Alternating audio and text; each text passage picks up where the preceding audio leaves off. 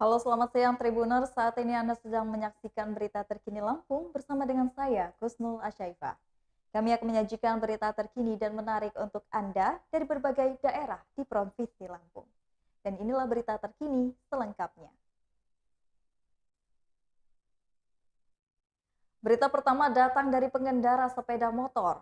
Berjaket ojol tersambar kereta api Babaranjang. Korban dibawa ke rumah sakit Sumoharjo. Kecelakaan di perlintasan rel kereta api kembali terjadi di Bandar Lampung. Kali ini seorang pengendara sepeda motor tersambar kereta api Babaranjang di perlintasan rel Jalan Danau Tauti, Kecamatan Kedaton, Bandar Lampung pada Kamis, 9 Desember 2021 sekitar pukul 8 waktu Indonesia bagian Barat. Berdasarkan informasi yang dihimpun dari tribunlampung.co.id, korban mengenakan atribut jaket perusahaan ojek online atau ojol. Kala itu korban nekat menyeberangi perlintasan yang tanpa palang pintu. Perlintasan tersebut hanya dilengkapi patok sebagai penanda berbahaya untuk dilintasi. Berdasarkan keterangan Ketua RT 02 Lingkungan 1 Jagabaya 2, Muhammad Saripudin, korban nampak memaksakan diri untuk melintas saat kereta api sudah mendekat. Padahal ada kendaraan lain yang sudah dalam kondisi berhenti, kata Saripudin. Dia melintas sambil menggunakan alat komunikasi, imbuhnya. Korban sudah dilarikan ke RS Urip Sumoharjo untuk mendapatkan pertolongan. Kabar terbaru, kondisi korban dalam keadaan tidak sadarkan diri. Saat kejadian, korban terpental, sedangkan kendaraannya terseret kereta api, jelasnya.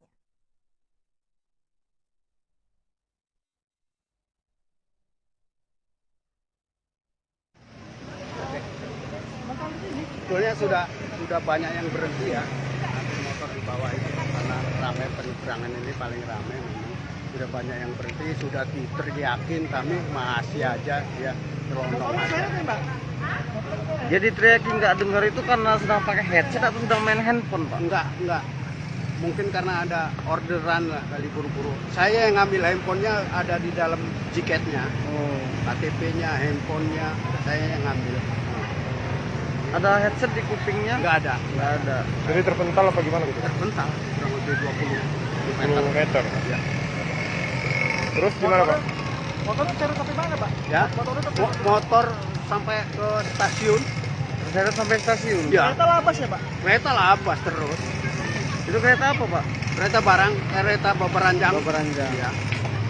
Dari arah Kota Bumi Ya. ke Tanjung Karang ya? Ya.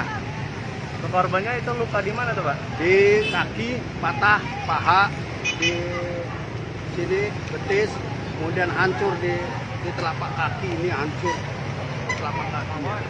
Ini korban terseret juga sampai mana, Pak? Sampai sini Sampai kurang sini lebih aja? 20 meter. 20 meter dari Ya. itu ke sini, Pak ya? Pental. Ya. Habis itu langsung dibawa ke rumah sakit Rumah sakit Urip. Ya. Korban ini kan kendaraan lain berhenti tuh. Dia labas aja? Labas saja, baru diteriakin dia. Karena mungkin buru-buru karena ada order. Memang benar ya, setelah sampai sini ada yang bilang masyarakat itu, saya memang pesan ojek ini.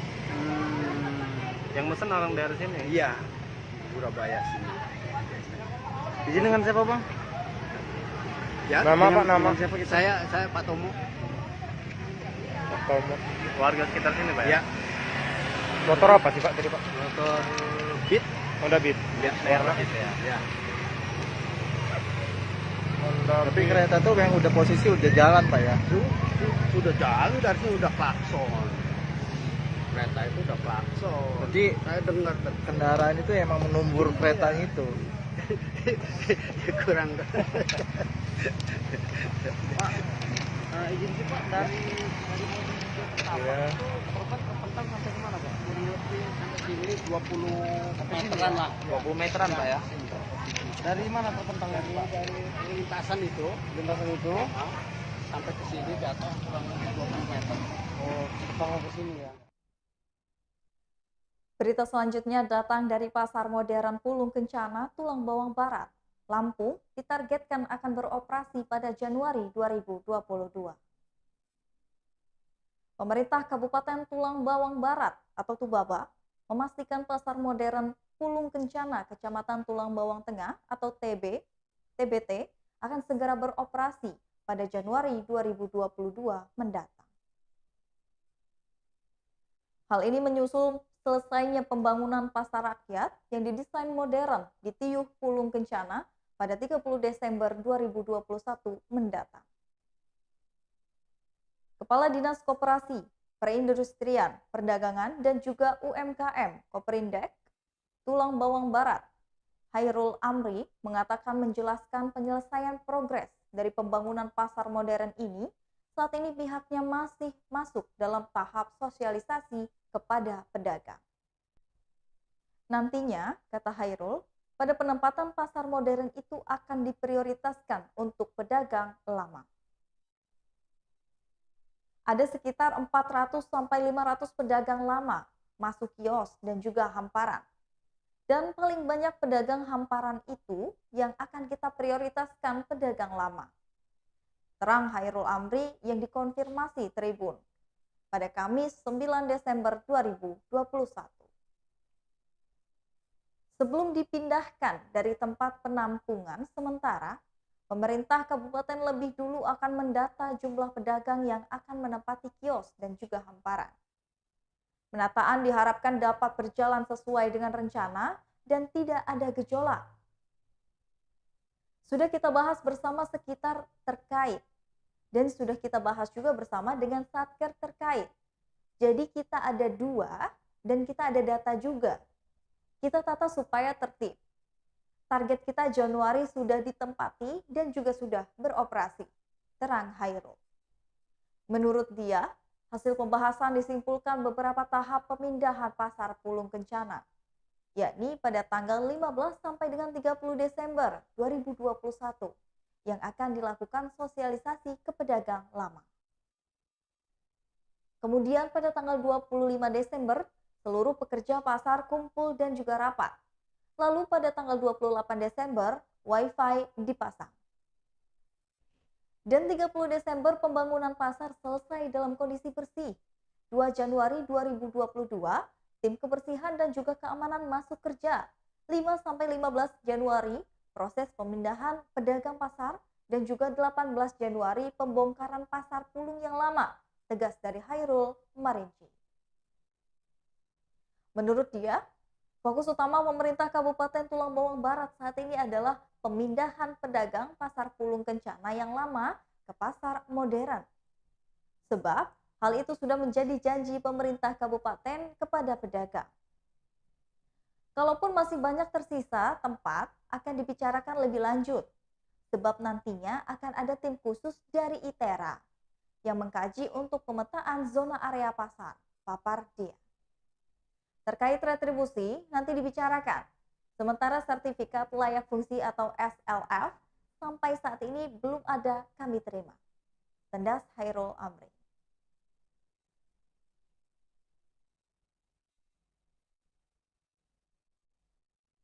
Pemerintah Kota Metro kirim berkas pelamar lelang jabatan.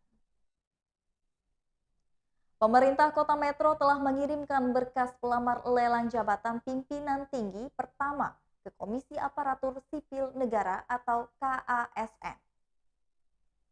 Sekretaris Kota Metro, Bangkit Haryono Utomo mengatakan, hingga hari terakhir pendaftaran jumlah pelamar mencapai 24 orang. Badan Kepegawaian dan juga Sumber Daya Manusia atau BKPSDM telah mengirimkan berkas ke KASN.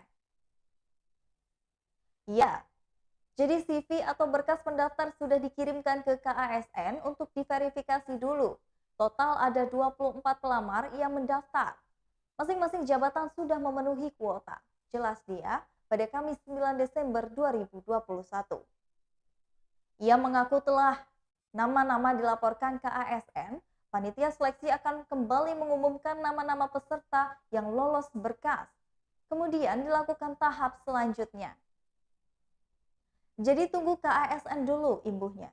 Diketahui pemerintah Kota Metro membuka pendaftaran 5 jabatan pimpinan tinggi Pratama sejak 23 November hingga 7 Desember 2021 bagi seluruh ASN di Indonesia.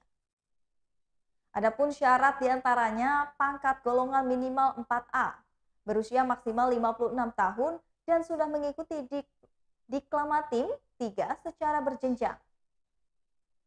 5 jabatan yang akan dilelang terdiri dari jabatan Direktur RSUD Ahmad Yani, staf ahli bidang 1, Kepala Dishub dan juga Kepala Bapeda dan juga Kepala.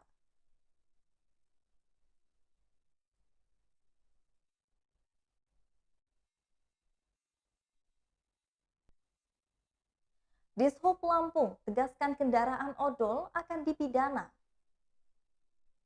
Pemerintah Provinsi Lampung melalui Dinas Perhubungan atau Dishub terus mengupayakan agar penerapan zero odol atau over dimensi overload pada 2023 bisa terrealisasikan di Bumi Ruai Jurai.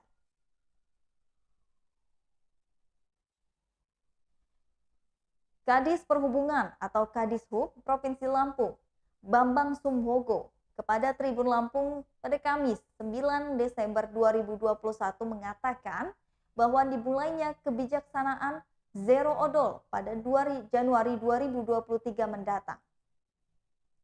Memang sekarang ini dalam tahap normalisasi dan tercatat tahap inkrah penyelidikan untuk membuat efek jerah bahwa ada 5 kendaraan, kata Bambang. Kelima kendaraan itu yakni di Padang, Riau, Banten, Jawa Tengah, dan juga Lampung. Kendaraan odol ini bisa membuat celaka orang lainnya. Harapan semua nanti pelanggar dari odol bisa ditindak pidana sehingga membuat efek jerah. Hanya mungkin denda yang akan ditetapkan dan juga pada tahun 2023 ini sedang dipersiapkan. Alat yang tengah berada di Bakauheni Tengah, ketika kedapatan odol, maka nantinya tidak bisa menyeberang. Kena alat untuk deteksi berat dan juga dimensi, dan di tol Lematang juga ada dibangun termasuk di tol Terbanggi, kata Bambang. Karena pada 1 Januari 2023 itu, kendaraan yang odol itu tidak bisa masuk ke jalan tol. Harapannya juga di jalan nasional hingga provinsi dan juga kota tidak diperkenankan, sehingga mereka bisa menormalisasikan. Secara tegas memang pada awal tahun 2023 mendatang ada kendaraan odol, maka akan diputarbalikkan kendaraan yang odol tersebut. Jelas dari Bambang.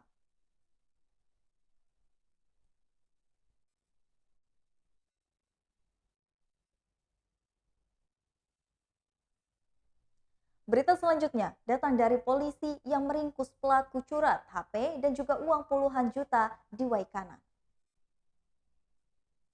Polsek Banjit Polres Waikanan mengamankan diduga pelaku curat atau pencurian dengan pemberatan di homestay peserta Kerjurnas Arung Jeram Kontingen, Jabar, bertempatan di Dusun 6, Mekarjaya, Kampung Bongkai, Kecamatan Banjit, Kabupaten Waikanan. Tersangka inisial RS, 24 tahun, warga Dusun 6 Mekarjaya, Kampung Bongkai, Kecamatan Banjit, Kabupaten Waikanan. Kapolres Waikanan AKBP Binsar Manurung melalui Kapolsek Banjit AKP Singgih Widada menjelaskan kejadian perkara curat terjadi pada hari Selasa tanggal 7 Desember 2021 sekitar pukul 6 waktu Indonesia bagian Barat. Kejadian ini terjadi saat korban Aceh, warga desa Sampora, Kecamatan Cikidang, Kabupaten Sukabumi, Provinsi Jawa Barat. Saat itu terang singgih korban bangun dari tidur di homestay peserta Kejurnas Arung Jeram kedapati tas pinggang merek Eiger berwarna biru dongker yang sebelumnya diletakkan di lantai dekat jendela sudah raib. Ketika akan dipakai tasnya sudah hilang, kata dia, pada Jumat 10 Desember 2021. Saat itu memang sebelum tidur, jendela rumah dalam keadaan sengaja dibuka. Lalu korban memberitahukan kejadian yang dialaminya kepada kedua saksi yang berada di TKP. Akibat peristiwa tersebut, korban mengalami kerugian berupa 1 unit HP Samsung tipe A30S warna Tosca dan juga uang tunai sebesar 10.200.000 serta dokumen penting lainnya dan melaporkan peristiwa tersebut ke Polsek Banjit. Modus tersangka dengan cara melihat jendela rumah atau homestay tempat peserta kejuaraan nasional Arung Jeram dalam keadaan terbuka. RS masuk dan juga memasukkan tangan dan mengambil tas yang berada di samping kiri korban yang sedang tidur dengan dibantu dua rekannya yang berperan memantau situasi di sekitar rumah.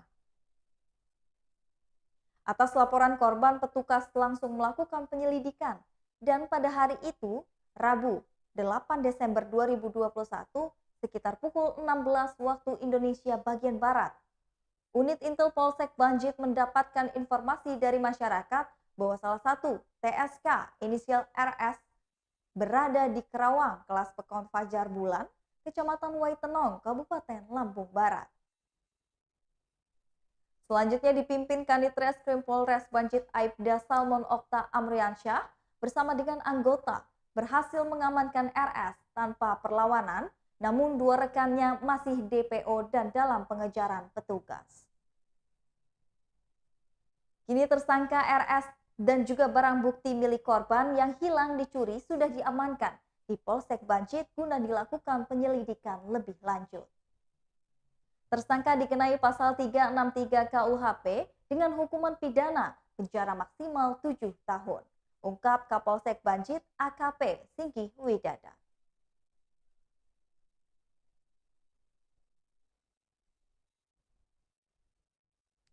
Warga Tanjung Senang, Bandar Lampung ditemui sang adik tak bernyawa di kamarnya. Warga Kecamatan Tanjung Senang, Bandar Lampung menemukan dan juga digegerkan dengan penemuan mayat pria pada Kamis 9 Desember 2021 siang. Pria berinisial A, 58 tahun, ditemukan dalam kondisi tak bernyawa sekitar pukul 13.20 waktu Indonesia bagian Barat. Jasad korban kali pertama ditemukan oleh sang adik. Kabarnya ditemukan oleh adiknya sekitar pukul 13.20 waktu Indonesia bagian Barat, jelas dari Lurah Tanjung Senang, Syahril. Diduga korban mengakhiri hidupnya karena frustasi penyakit diabetes yang dialaminya tak kunjung sembuh. Seperti yang dikatakan Lurah Tanjung Senang Syahril, menurutnya korban diduga depresi mengidap penyakit diabetes yang menahun. Ia menyebut, polisi menemukan sebuah kawat yang tergantung di kamar korban. Selain itu tidak ada dan juga tidak ditemukan bekas kekerasan di tubuh korban. Saat ini sudah terpasang garis polisi di rumah dan juga di sekeliling korban. Kapolsek Tanjung Senang, Ibda Rosali juga membenarkan peristiwa tersebut. Didapati peristiwa kawat jemuran, kata Ibda Rosali. Ia menyebutkan korban diduga berprofesi sebagai paranormal. Hal itu berdasarkan temuan barang bukti alat-alat spiritual di rumahnya. Kita amankan kawat dan juga beberapa kardus alat-alat spiritualnya karena beliau ini seorang paranormal, ucap dari Rosali.